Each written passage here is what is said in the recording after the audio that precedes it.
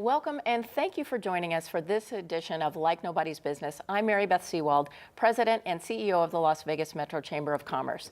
Today we are discussing one of the most important and one of the most complicated issues on the general election ballot, Question 3, the Energy Choice Initiative. If it passes, ballot Question 3 would restructure Nevada's energy market.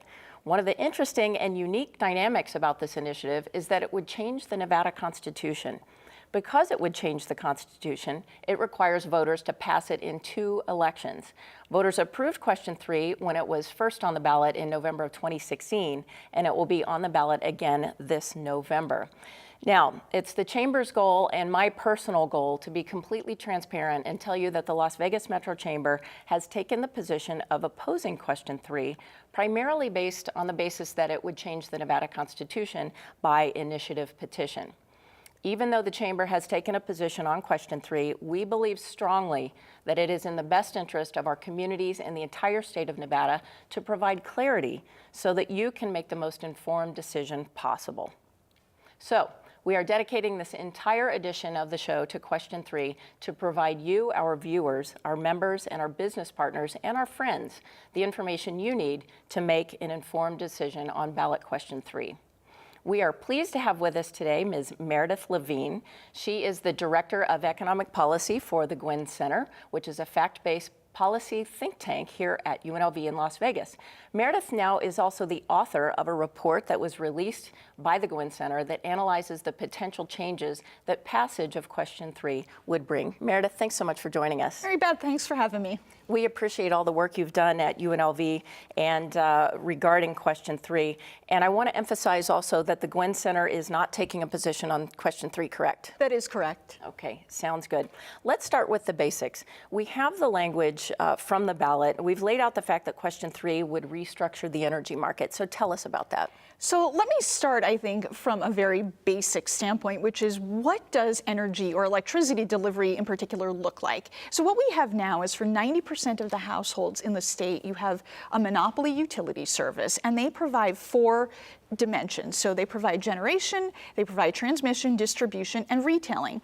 What this would do is it would allow the generation portion to be open up to competitive supply, which means that consumers essentially would be able to shop for their own electricity service, at least with respect to the supply side of that. It would mean the participation most likely in an organized wholesale market for electricity, and it would introduce new participants into the market. Okay, sounds good.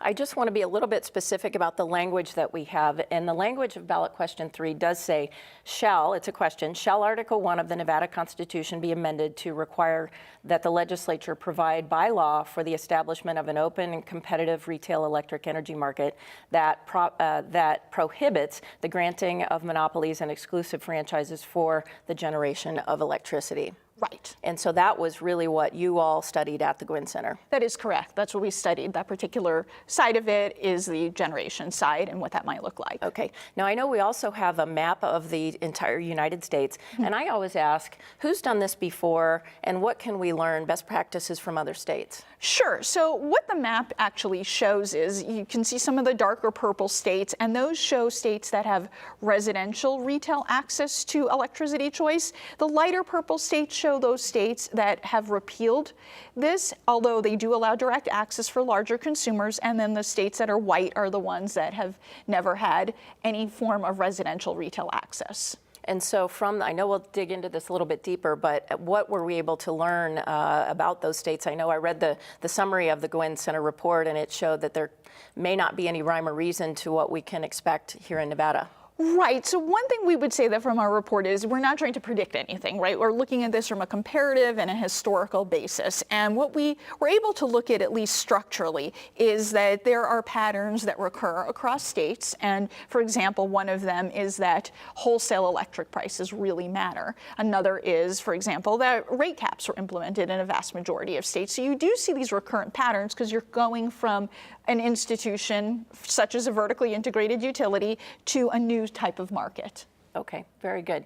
Now that we have some basic information regarding Question 3, we're going to open up the conversation with representatives from both sides of this issue, Question 3.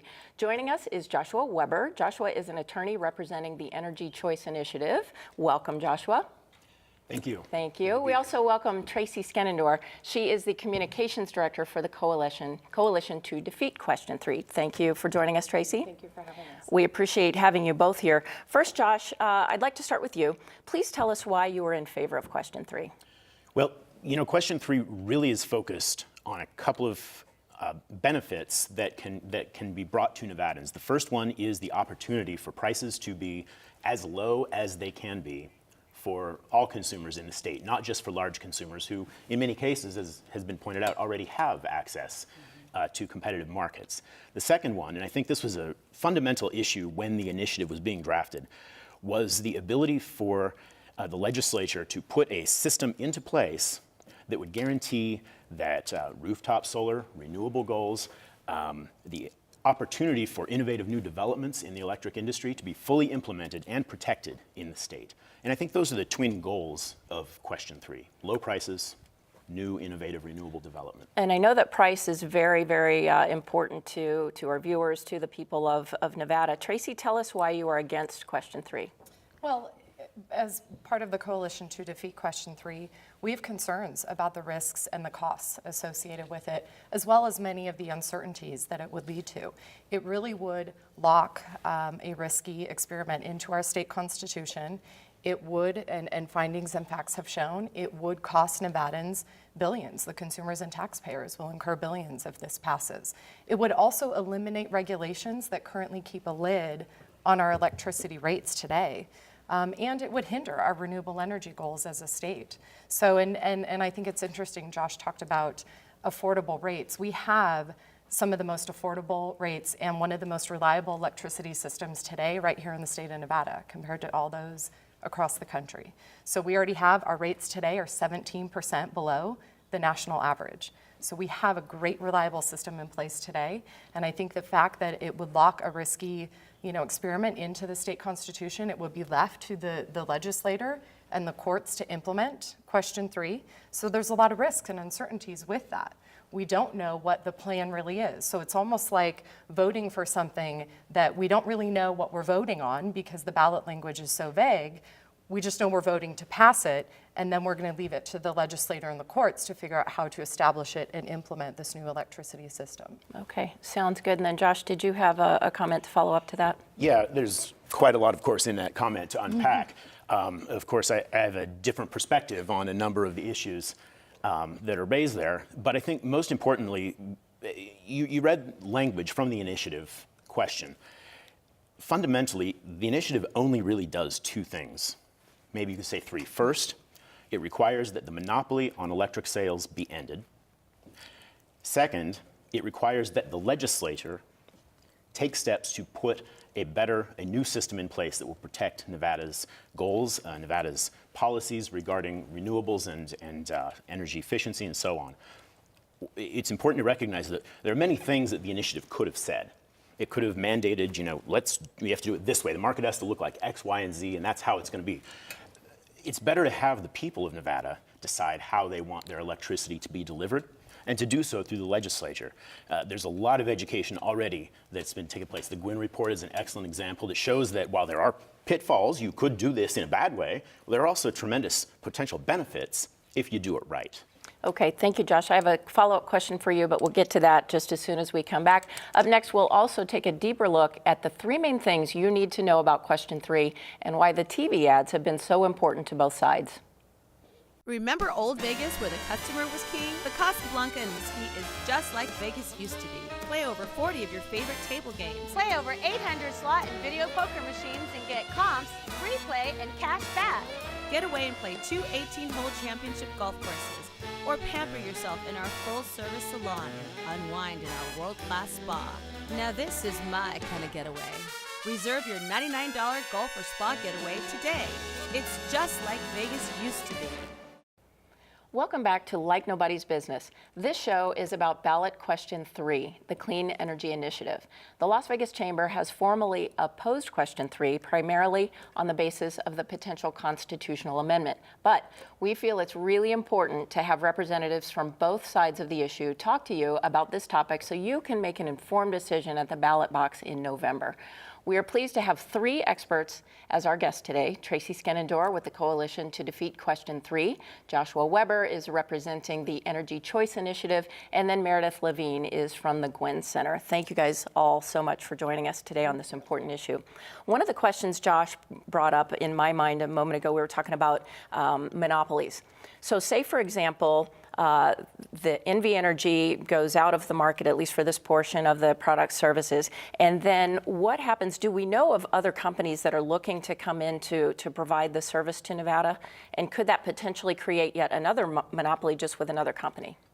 Well, we absolutely do know that many companies are looking at Nevada as a great opportunity to do business. And there are also companies that are here in Nevada that are interested in developing retail sales as well within the state. I think that there are something like 200 to 250 companies per customer in states that have adopted retail choice.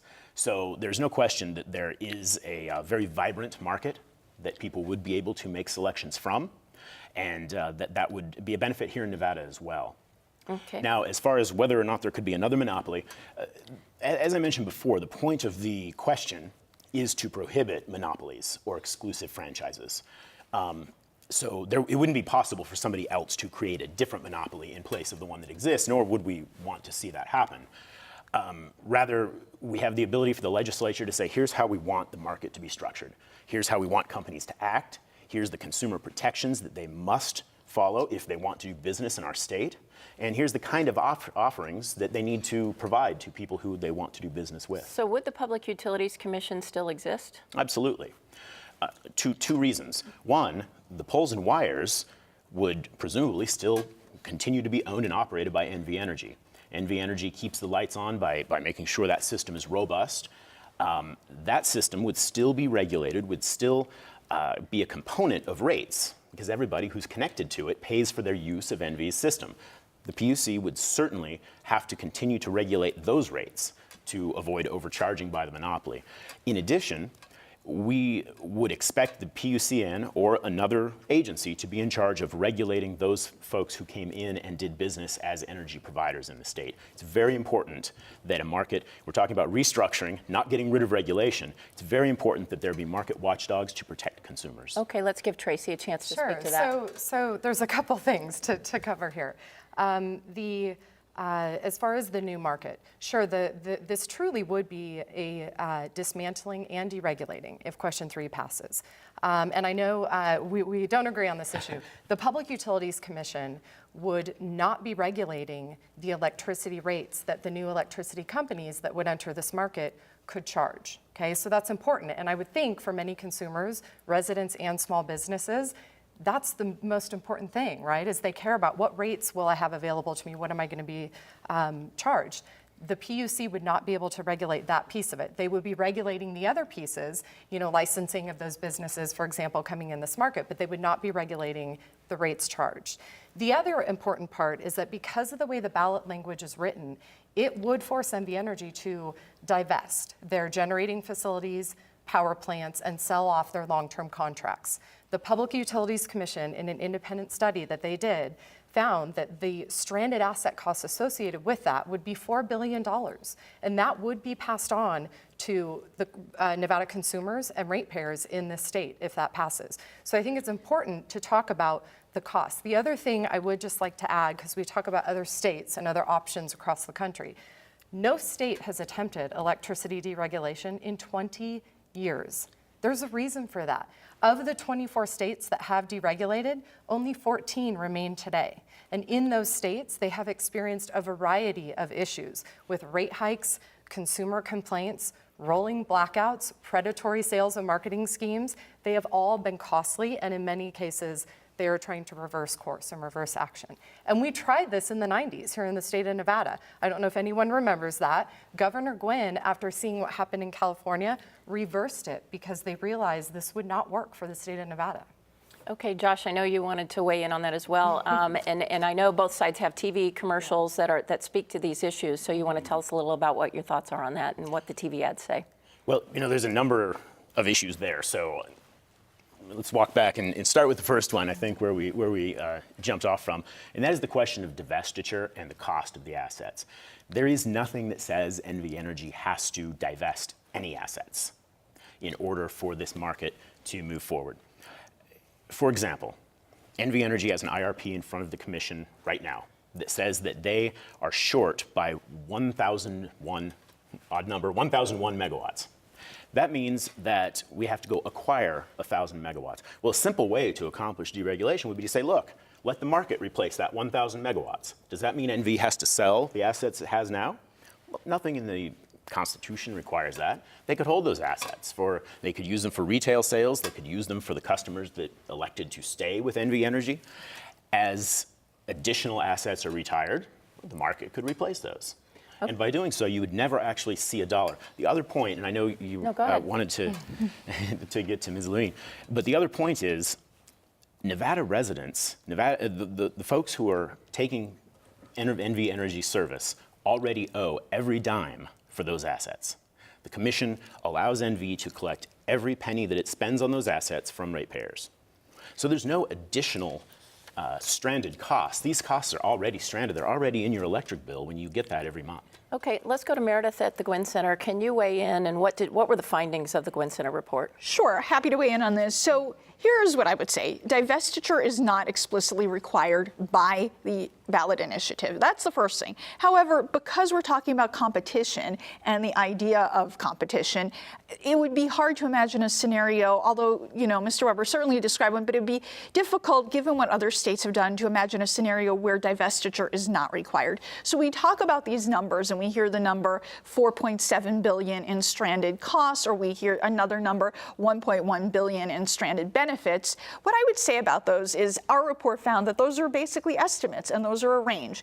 And what we saw, for example, in Montana was that there was a stranded benefit. In Texas, they put estimates around the stranded costs, but then they went up by $3 billion after the actual valuation of those assets. So we just don't know, because it's a process that would happen down the road, and there would need to be a valuation process. Okay, very good. We are here on Like Nobody's Business talking about question 3. When we come back, we'll tell you what other states have done, who did well and who didn't, and more importantly, why. We'll be right back. Remember Old Vegas, where the customer was king? The Casablanca in Mesquite is just like Vegas used to be. Play over 40 of your favorite table games. Play over 800 slot and video poker machines and get comps, free play, and cash back. Get away and play 2 18-hole championship golf courses, or pamper yourself in our full-service salon and unwind in our world-class spa. Now this is my kind of getaway. Reserve your $99 golf or spa getaway today. It's just like Vegas used to be. Welcome back to Like Nobody's Business. I'm Meredith Sewald. We are talking about question 3, the Clean Energy Initiative, with Tracy Skenandore representing the coalition to defeat question 3, and Joshua Weber with the Energy Choice Initiative, and also Meredith Levine of the Guinn Center. Just a few minutes ago, I was saying the Guinn Center was affiliated with UNLV, but I want to correct myself because it's not. So just so we get that straight. All right. Another claim that we hear in some of the campaign ads, and the second thing I think viewers really want to know a lot about, is how does this question 3 relate to renewables? Josh, you want to address that? Sure. There are 2 points I think that are important. The first is, if you let people choose, particularly in the state of Nevada, what kind of energy they want, they will choose renewables. So question 3 is intended to let people make that choice and to support that policy goal that we have in the state of developing and supporting a renewable energy economy. Second thing that's important is that the initiative was specifically written to ensure that policies that the state has around issues like renewables, rooftop, energy efficiency would be protected. And so the initiative on its face, there are a lot of things the initiative could have said on its face that it doesn't. But one thing it specifically calls out is that nothing in the initiative will invalidate Nevada's policies or the ability of the legislature to enact policies that promote renewables. And to be honest, I think that that is one of really the fundamental drivers behind the development of the initiative in the first place, is a belief that if we let people have choice, they will choose renewable energy. We see that with the rooftop developing, the increase, I should say, in rooftop throughout the state when it wasn't being shut down by the folks in control of the monopoly system. Okay, Tracy, the ads for no on 3 say that question 3 will actually hurt renewable energy. Can you speak to us about that? Yeah, sure. So as we have shared before, if question 3 passes, NV Energy would in fact have to divest, because the reality is the way the ballot language is written is to create kind of a new start from fresh energy market, okay? And the only way to do that would be for them to divest, okay? So that being said, the rooftop solar net metering program that is in place today is with NV Energy. So keep in mind, if question 3 passes, customers cannot stay or remain a customer of NV Energy. All right, so that net metering portion of the rooftop solar program goes away. So those incentives that customers receive today are gone as they stand today. And we don't know, these new electricity companies that will come into this market, we don't know how they will, how much they'd be willing to pay in those incentives. Because I can tell you in some other states, they're not necessarily willing to pay what NV Energy pays as part of that net metering program today. Okay, so the other thing is NV Energy made an announcement this April of this year that they would invest $2 billion in 6 new solar projects, 3 up in northern Nevada, 3 down here in southern Nevada. Those projects would double our state renewable energy goals. If question 3 passes, that project doesn't happen. And NV Energy is already committed to advancing renewable energies.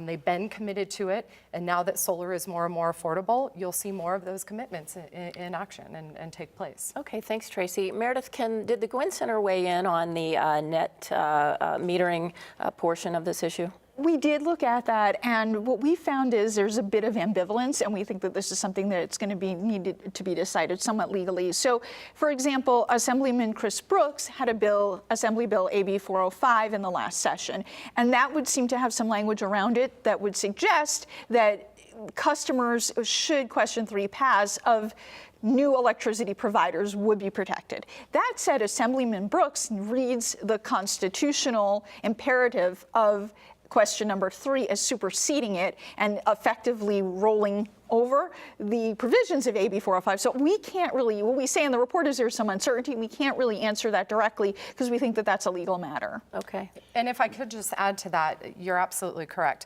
Assemblyman Brooks is the one that actually wrote that net metering program in 2016. He opposes question 3 because he knows it would hinder renewable energy, the advancement of renewable energy efforts in our state. And the constitutional amendment piece, it does supersede anything else that's in place today. And in fact, it would require the legislators to reassess and evaluate, and in some cases dismantle, over 2,200 statutes that are in place today, many of which relate to renewable energy programs and initiatives. Okay, go ahead, Josh. I would object to that legal opinion.